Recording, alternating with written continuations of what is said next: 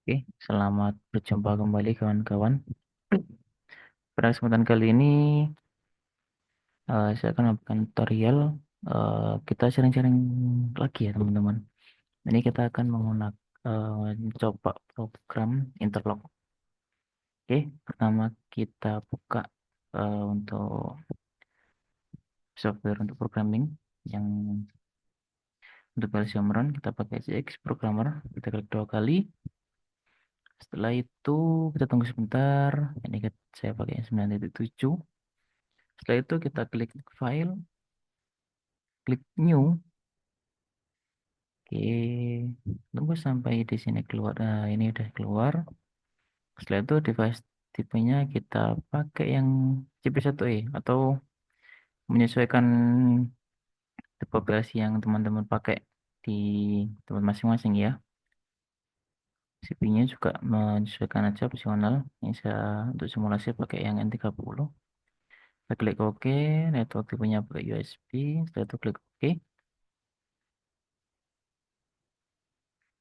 Nah, sebelum kita memulai suatu pemrograman, alangkah baiknya kita eh, alokasikan dulu alamat untuk programan kita. Ini tadi udah saya buatkan untuk alokasi portnya, alokasi apa? Alamat input dan output. Ini bisa kita lihat juga untuk input itu kita pakai ada dua tombol start sama dua tombol stop. Yang tombol start satu ini kita pakai alamat 0.00. Untuk stop satu kita pakai alamat 0.01. Stop 2 kita pakai alamat 0.02. Stop 2 kita pakai alamat 0.03. Dan output ini kan untuk interlock ada dua output ya kawan-kawan. Jadi gimana kerjanya interlock itu? eh, kita punya dua alamat output di mana ketika tombol start satu itu dia di on kan nyala otomatis kan. K1 ini kan akan aktif. Nah, ketika di K1 ini aktif, step 2 kita tekan, dia tidak akan bisa menghidupkan kedua. Ya, begitu pula ketika sebaliknya, ketika kita tombol start 2, otomatis K2 dia akan aktif dan ketika K2 inaktif ya, kita tombol start 1, maka K1 tidak akan aktif. Oke, kita lanjut untuk pemrogramannya. Pertama kita pakai kontak NO di sini. Ini start 1 kita pakai alamat 0.00. Oke, kita kasih komen start 1. Kita klik OK. Setelah itu kita gunakan tombol NC di sini. Ini kita akan gunakan untuk alamat stop 1. Iya kawan-kawan. Untuk di setiap pemrograman PLC, rangkaian dari dasar dari pemrograman itu bisa untuk belajar ya ini untuk belajar yang paling mudah itu kita membuat dulu suatu rangkaian direct online untuk mempermudahkan kita belajar pemrograman di PLC. Setelah itu kita pakai alamat stop 1, alamatnya 0.01. Kita kasih command stop 1. Setelah itu kita klik OK. Setelah itu kita ambil instruksi ini output untuk memberikan indikator. Ini kita pakai K1. K1 alamatnya tadi 100.00. Kita kasih komen K1. Kita klik OK. Itu kita hubungkan dulu jalur di sini. Itu sudah terhubung. Satu kita ambil new contact OR ini untuk mengunci. Kita kasih di sini. Kita kasih alamatnya K1. Oke, sudah jadi. Setelah itu kita buat lagi di rung bawahnya sini. Kita buat lagi rangkaian seperti ini, mirip seperti ini.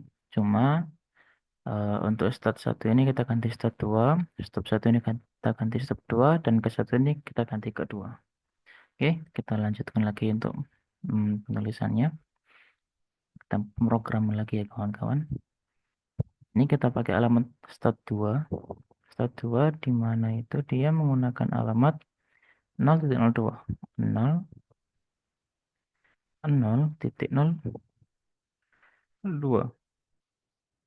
Kasih alamat start 2. Oke, setelah itu kita buat lagi kontak NC. Ini ya, di sini kawan-kawan kalau mau ambil, atau untuk shortcut keyboardnya itu bisa pakai slash atau garis miring biar cepet ya.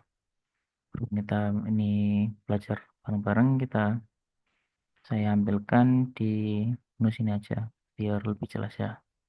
Oke, kita lanjutkan. Ini kata kasih alamat stop 2. Stop 2 itu alamatnya 0.03. 0.03. Oke, kita kasih alamat nama stop 2. Satu klik OK. Kita ambil eh, outputan di sini untuk K2. K2 itu alamatnya berapa tadi? 100.01. Oke, 100.01. Itu kita kasih komen K2. Kita klik OK. Jangan lupa kita hubungkan juga di sini biar dia tidak error. Jadi kita ambil kontak NO, kontak OR ini. Kita kasih di sini, kita kasih alamatnya K2 100.01. Ini. Oke, kawan-kawan. Ini sudah ya. Hmm, setelah itu kita coba simulasikan dulu ya. Ini masih belum selesai sebenarnya. Kita coba simulasikan biar tahu bedanya rangkaian interlock itu seperti apa sih. Ya. Oke, kita simulasikan, simulation. Itu kita pilih work on dan simulator. Ini debug simulatornya udah muncul. Kita tunggu sebentar. Oke, dia sudah memulai simulasi ya ini kawan-kawan. Oke, kita coba untuk start satu ini kita on kan dulu, yaitu di kontak ini ya. Kita klik kanan, setelah itu kita setnya kita pilih on, K1 nyala ya. Jangan lupa di off kan lagi alamat startnya ini. Nah, ini kan sudah tidak ada arus yang melewati tombol start ini ya kawan-kawan. Kita coba juga untuk menghidupkan start 2 ini. Start 2 ini kita on kan. Nah, kedua juga nyala. Tapi di sini tombol start ini kita kembalikan kondisinya off lagi ya kawan-kawan. Oke, dia sudah. Apa ya sih yang dinamakan interlock itu? Sebuah rangkaian di mana dia itu memiliki dua output dan ini kan ya, K1 sama K2. Di mana ketika salah satu tombol ini, misalkan ya, ini K1 dia aktif. Ketika tombol start 2 ini kita tekan, maka K2 tidak akan aktif. Berfungsi juga, berlaku juga untuk sebaliknya. Ketika tombol start 2 ini kita tekan ya, ini kita kembalikan misalkan untuk keadaannya off semua. Start 2 ini kita tekan, K2 nyala. Dan tombol start 1 ini ditekan, K1 tidak bisa aktif. Gimana caranya biar bisa seperti itu, kawan-kawan? Jadi, untuk logikanya, ketika K1 ini dia aktif, maka K2 tidak bisa aktif. Ketika K2 inaktif, maka K1 tidak bisa aktif. Logika simpelnya itu kita ambil kontak NC dari setiap kontak ini, kita taruh di kontak jalur lawannya. Contoh, kita kasih NC-nya K1 ini di jalurnya untuk masuk ke koilnya K2 dan sebaliknya. NC K2 di sini kita ambil dan kita taruh di jalur koilnya eh, menuju K1. Oke, tadi untuk teorinya kita coba ya kawan-kawan. Apakah dia bisa berhasil seperti itu? Kita off-kan dulu. Jangan lupa di off-kan si motornya. Oke, di sini kita kasih NC. Ya, oke. Setelah itu kita kasih alamatnya K2 100.01. Kita klik OK. K2. Setelah itu kita kasih juga di K2 ini. Kita kasih alamatnya K1 100.00. Kita klik OK. Oke, seperti ini kawan-kawan. Setelah itu kita coba simulasi lagi. Apakah yang terjadi kali ini ya kawan-kawan? Kita coba on kan eh, K1 ini ya. Kita klik di tombol start ini. Kita klik kanan. Setelah itu kita setnya ini kita on kan. K1 nyala. Jangan lupa ini di off kan lagi ya kawan-kawan. Dikembalikan ke kondisi semula. Oke. Ini tandanya kalau udah dikembalikan ke kondisi semula.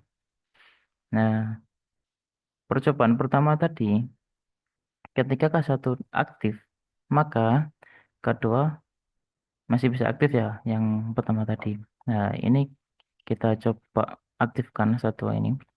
Dan ini udah kita kasih eh, rangkaian interlock namanya. Oke, kita coba untuk on kan. Ini kita klik di tombol start 2 ini, kita klik kanan. Setelah itu setnya ini kita on kan. Nah, apa yang terjadi? Kedua tidak akan aktif. Kenapa? Karena jalur yang menuju ke koilnya K1 ini sebenarnya kan udah dikasih kontak NC-nya dari K1. Jadi ketika K1 ini aktif, kontak yang normalnya itu dia menutup, ketika aktif dia akan membuka. Otomatis arus tidak akan bisa mengalir ke koilnya kedua. Gitu teman-teman. Jangan lupa ini dikembalikan ke posisi semula ya. Kita off-kan lagi. Ini sudah ya. Nah, bagaimana caranya untuk kita mengalihkan fungsinya biar K1 ini mati, K2 ini bisa aktif. Ini kita tombol tekan stop satu ini, kita on kan. Nah, dia kan K1 udah aktif. Jangan lupa ini dikembalikan lagi ya teman-teman. Kita kembalikan lagi posisi semula. Setelah itu kita coba start 2 ini kita aktifkan. Oke, K2 nyala ya teman-teman. Ini kita kembalikan lagi posisi semula, kita off kan. Kita coba lagi ini. Start satu ini kita coba aktifkan. On. Nah, apa yang jadi? K1 tidak bisa aktif. Hanya K2 yang aktif. Ini kita kembalikan ke posisi semula. Oke. Jadi rangkaian interlock ini eh, kebanyakan digunakan untuk kendali motor 3 fasa yang dia itu masih menggunakan elektromagnetik. Jadi kontrolnya itu pakai kontaktor, 2 kontaktor, di mana sesuai kerja seperti tadi ya, ketika K1 aktif, maka K2 tidak bisa aktif. Jadi penggunaannya itu seperti motor bolak-balik forward reverse, itu pakai rangkaian interlock ini teman-teman. Oke, sekian dulu video dari saya. Terima kasih. Misalkan eh, ada mau program yang bisa request mau diulas, gak apa-apa nanti. Kalau ada waktu saya coba buatkan videonya ya teman-teman. Jangan lupa komen. Terima kasih. Selamat berjumpa kembali.